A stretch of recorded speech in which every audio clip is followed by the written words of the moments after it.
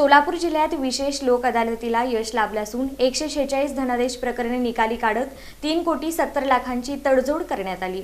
महाराष्ट्र राज्य विधी सेवा प्राधिकरण मुंबई यांच्या निर्देशानुसार आणि जिल्हा विधी सेवा प्राधिकरण सोलापूरचे अध्यक्ष तथा प्रमुख जिल्हा व सत्र न्यायाधीश मनोज शर्मा यांच्या मार्गदर्शनाखाली सोलापूर जिल्ह्यात धनादेश अनादर प्रकरणांसाठी विशेष लोक अदालतीचं आयोजन करण्यात आलं होतं। या लोक अदालतीमधून एकूण 3,70,57,437 रुपये इतकं मूल्य असलेली 146 प्रकरणे तडजोडीनं निकाली निघाली।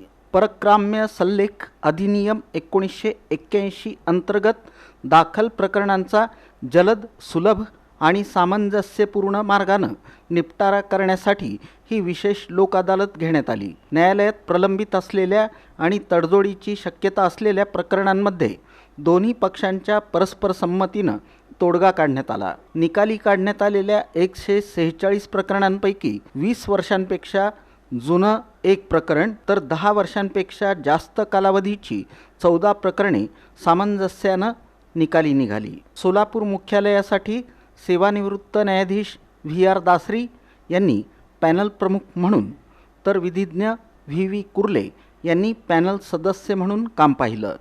जिल्ह्यातील सर्व तालुका विधी सेवा समितीच्या ठिकाणीही विशेष लोक अदालतीचं आयोजन करण्यात आलं होतं।